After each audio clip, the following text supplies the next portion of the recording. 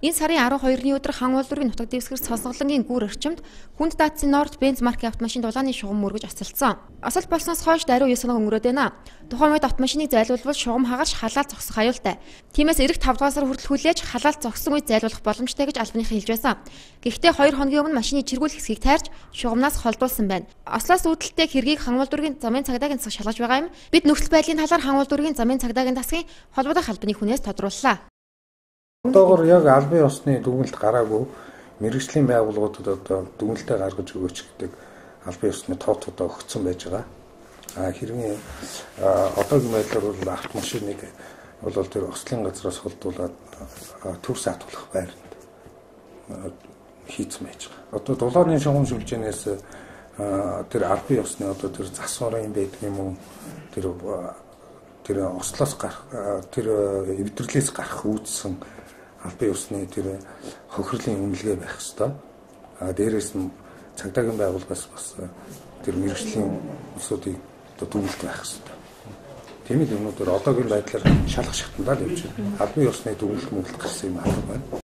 Ослын шалтгааны тухайн үед замын халтаргаа гулгаа хашаа хашлага байхгүйгээс гарсан гэх албан бус мэдээлэлсэн. Гэхдээ одоогоор ослын шалтгаан тогтоогдоогүй учраас хэний буруугаас болсныг хэлэхэд эрт байна гэж албаныхаа хэллээ. Харин автомашины жолооч замын халтаргаа гулгаа нөлөөлсөн. Тухайн үед өөрөөр арга хэмжээ авах боломж байгаагүй гэх тайлбар хэлж байгаамаа. Зам нь халтаргаагүй байсан бол би ийм хийхгүй л байсан баг. Тамны нэлэрэг бол хаашаа тэгж хулсч гөөхгүй. Тэгээд нэг зам халтаргаатай байлаа ч гэсэн хоошоо уурсан тохиолдолд тэр замын хашлага боржуур нь байсан бол тентэн тоглоо зогсох байсан. Тэр яг машин орсон гişгээр бол ямар ч хашилт боржуур байхгүй.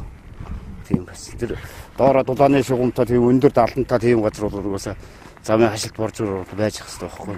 Тийм өрөөсөө байхгүй гэдэг. Би хоошоо яг чигээрээ ухруул хойно бол машин бол тэр гүүр хүртэл тэрээсээ 20 хэдэн машин байсан. Би толлонтоо альтарахт бол өчнөө машин байсан. Яг ард тулаад ирсэн.